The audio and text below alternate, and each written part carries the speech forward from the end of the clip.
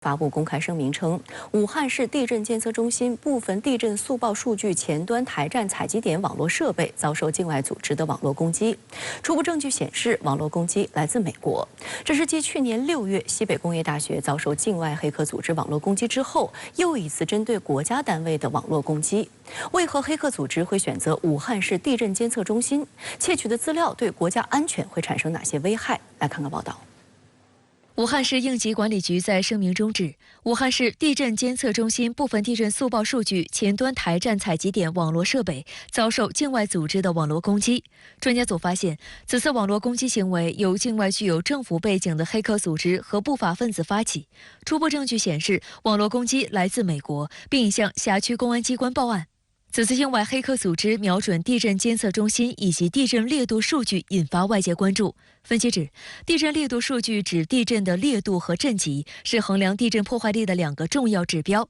地震烈度数据与国家安全息息相关，比如一些军事防御设施就需要考虑到烈度等因素。相关数据可以推测地下是否有大型空洞，进而推测它是否是军事基地或者指挥所。人类的活动也是会产生大量极其细微的震动。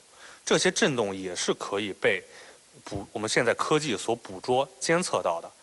例如一些军事演习，它产生的这种震动的频率是比较特殊的。国外情报机构呢，可以通过相关的这些数据的分析，来得出周边是否存在这个军事布置，然后军事演练等等相关的军事活动。 虽然目前尚不清楚发动攻击的源头到底是谁，但是内卫士注意到，美国中央情报局和美国国家安全局就是发动网络攻击的惯犯。去年，我国西北工业大学就遭到美国国家安全局的网络攻击。NSA 对至少上百个中国国内的重要信息系统实施网络攻击，其中一款名为“验证器”的木马程序被发现在一些部门的信息系统中运行，向 NSA 总部传送情报。另据国家计算机病毒应急处理 中心的研究发现，美国中央情报局针对全球发起的网络攻击行为，早已呈现出自动化、体系化和智能化的特征，现已覆盖全球几乎所有互联网和物联网资产，可以随时随地地控制别国网络，盗取别国重要敏感数据。 根据黑客组织影子经纪人爆料，美国国家安全局针对包括俄罗斯、日本、西班牙、德国、意大利等在内的超过45个国家的287个目标进行网络攻击，持续时间长达10几年。光39号实兵演习进入了第4天，演习重点在机场、车站等进行反侵入战。台媒报道称，今年的演习是39年来最逼真、最贴近实战的一次。但舆论批评，今年演习似乎都是打城市巷战，把战争逼近的恐慌带给民众，分明就是吓唬老百姓。 台军汉光39号实兵操演7月26号迎来重头戏，在台湾最大最繁忙的桃园国际机场进行了反空降机降演习。2架UH-60黑鹰直升机模拟从空中袭击桃园机场，2架阿帕奇直升机升空迎战，双方震撼交火。演习持续了大约30分钟。演习期间一度对民航实行空中管制，对期间需要起降的8个航班进行了调度管控。台湾联合报此前指，桃园机场旅客众多，岛内民航部门评估恐有上千名旅客行程遭延误，容易引发民怨。然而，据称美国在台协会执意台军在桃园展开操演，模拟攻击军从桃园竹围海滩登陆，夺取桃园国际机场，台军才放弃在台南机场举行演练的计划。 另外，此次汉光演习首次将台北市中心的台北车站列入防护实兵操演阵地。当天，台北车站传来巨大爆炸声，一度烟雾弥漫。台媒指，从去年开始，演习重点都放在以台北为中心的北部地区，且把重点民用基础设施作为防卫重点。原因是台军内部对两岸军事形势变化的认知与美方建议。作为汉光军演的话，他选择了一些所谓民用的设施。 那么，作为解放军，未来如果以武力解决台湾问题的话，一定会打点打援，而不会打民用设施，包括也不会去打这些机场。这是台湾在演习。这种演戏呢，就是要渲染中国大陆军事威胁论，同时要演戏给美国看，让美国最好能够来协防。另外，为什么说到扰民？台湾空军所拥有的军事基地，尤其是空军基地，多达10几个。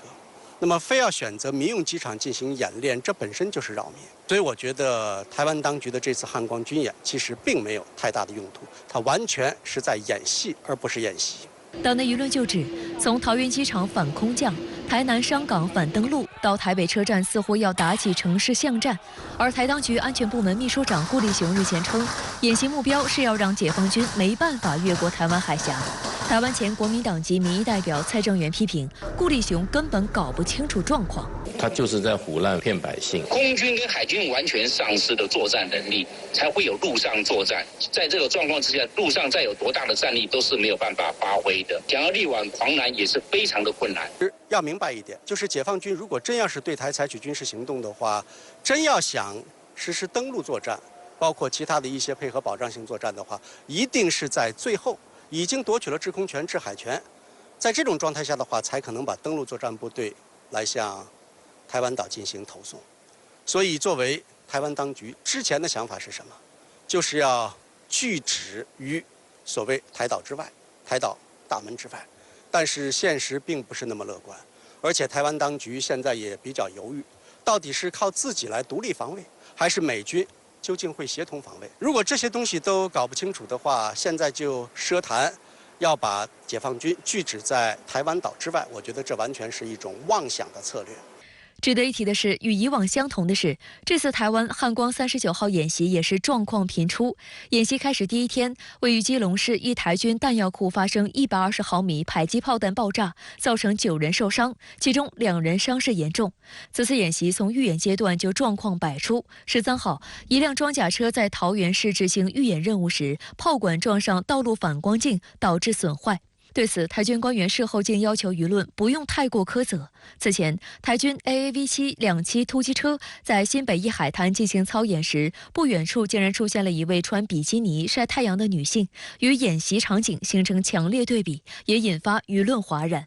据台媒统计，台湾汉光演习自举行以来已发生14起意外，造成15人死亡、29人受伤、1人失踪。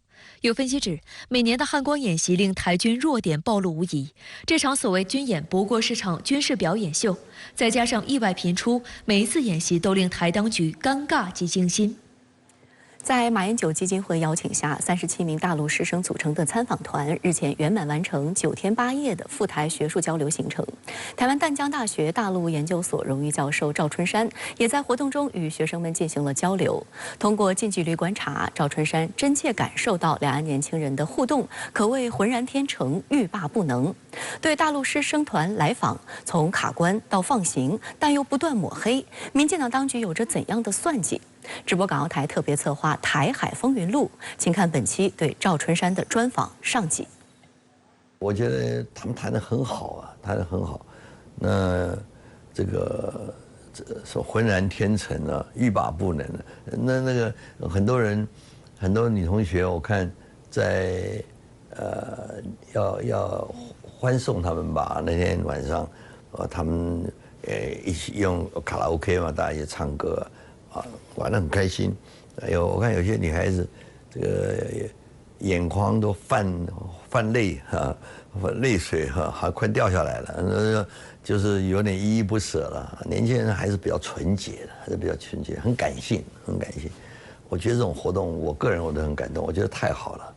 大陆师生团此访行程中，赵春山有很多近距离观察两岸学子互动的机会。他告诉深圳卫视，大陆同学一路走来，深切感受到了台湾老百姓的友善与热情，完全没有一些绿营媒体所渲染的所谓敌视。而两岸年轻人的交流也为当前的两岸关系注入一股年轻的暖流。像丁宁，你晓得他是乒乓球奥运的高手哈，金牌得主，他就跟我讲，他说只要台湾这边小孩子或者是这个年轻人同学，他们想要学乒乓球，他愿意随时都来，帮忙来训练。因为我小孩子就喜欢打乒乓球，他说他如果要到北京参加他们有很多营队嘛，他一定要好好教他。那我说我们这边的年轻人也小孩子同学很喜欢打乒乓球，小学生啊、中学生很普遍，他说他随时愿意来。我觉得这都是很好的一个，感觉到是真的很好。我们看到了两边同学，两岸这个同学，尤其是年轻人，他们展现的是完全这个不同的这个风貌。值得注意的是，大陆师生团此次行程可谓一波三折。从5月起，马英九基金会就积极规划邀约，获得大陆方面积极回应，但却遭到民进党当局屡屡卡关。直到大陆师生团出发前3天，台当局才予以放行。赵春山直指，这体现了民意不可违。最后呢，被这个通过啊，我想主要的原因呢，还是民意的。当时因为消息出来了。舆论的一些压力了啊，最重要是各种压力啊。他如果不准的话，我想这个就会在选举期间说不定会变成一个操作的议题啊。因为我们还是有《两岸人民关系条例》，还是有它的一些规定。我会讲，就是只要符合规定，不要太多政治考虑的话，我觉得政府都应该乐观其成才对。即便放行，绿营依然将大陆师生团抹黑为统战团。赵春山点出，这是绿营逢中必反的老毛病，又犯了。那你不要说学生的交流这么单纯的啊，你任何其他的这个两岸的交流，他们都从一个负面的角度来看，负面的角度，我觉得这是绿营那个本质，他不希望两岸这个接近啊。即使是一个单纯的这个活动，他们也把它带到很多这个政治色彩。